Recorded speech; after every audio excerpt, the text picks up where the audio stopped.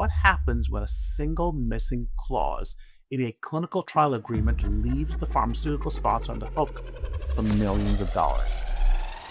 Patients get injured in a trial or their experimental treatment gets cut off.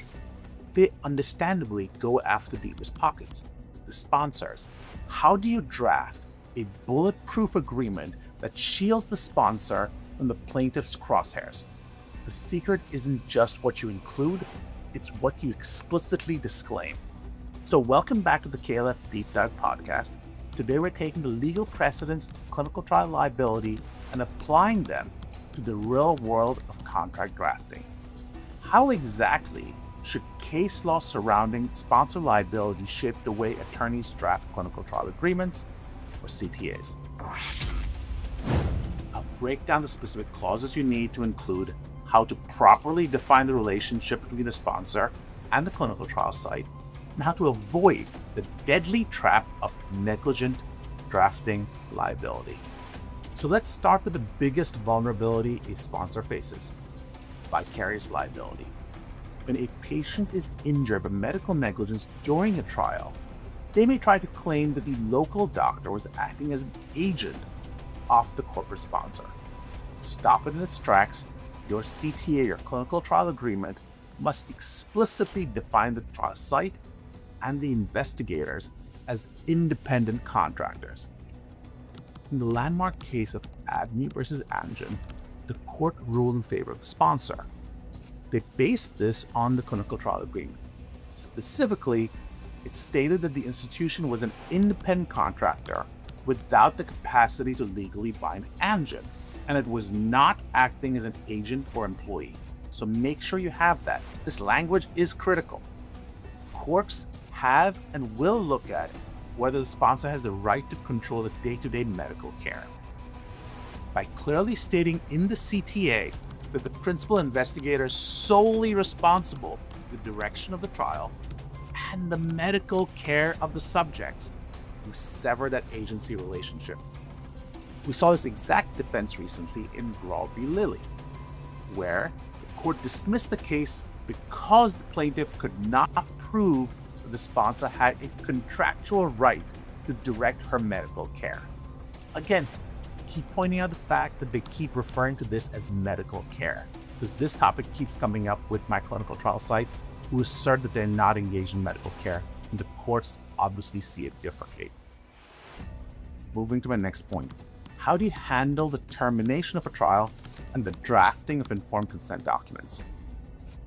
First, let's talk about pulling the plug.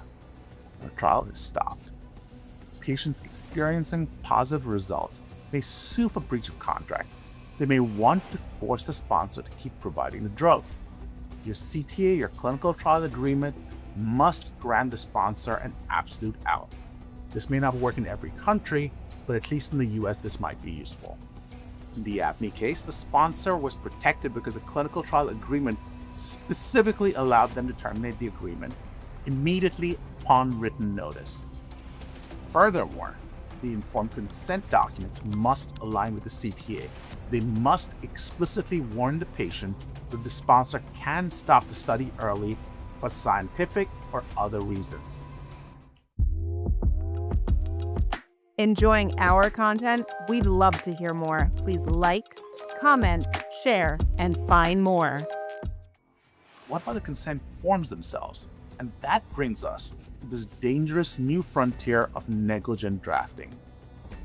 In cases like Zeman v. Williams and Spadale v. Constellation Pharmaceuticals, courts have entertained the idea that a sponsor can be liable if they fail to provide investigators with the proper preclinical risk information.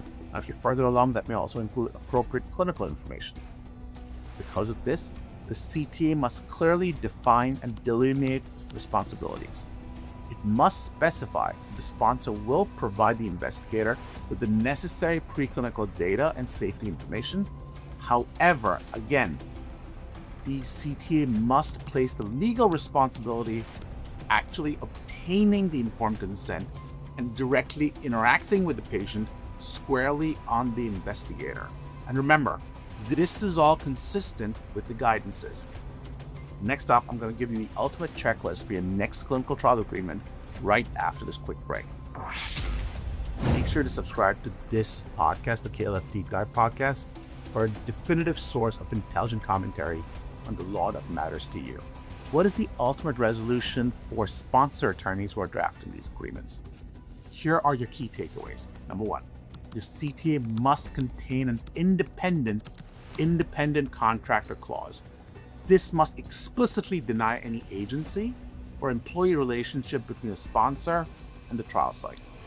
Second, ensure that the contract explicitly states that the investigator, not the sponsor, controls all direct medical care and the informed consent process.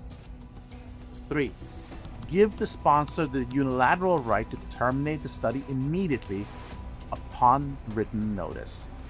And finally, outline the sponsor's duty to provide preclinical data to the investigator to protect against negligent drafting claims, while the investigator has to act as the learned intermediary. So if you draft the CTA with these boundaries clearly laid out, the legal shield protecting the sponsor is much stronger than if you don't have them in there. So this wraps up our deep dive into the mechanics of drafting clinical trial agreements. Thank you so much for listening. If you found this episode insightful and you want to stay ahead of the legal curve, please hit that subscribe button, follow the KLF Deep Dive Podcast on your favorite app, and leave a 5-star review. Join me next week when I unpack the legal chaos. Well, stay tuned and find out more about what I'm going to talk about.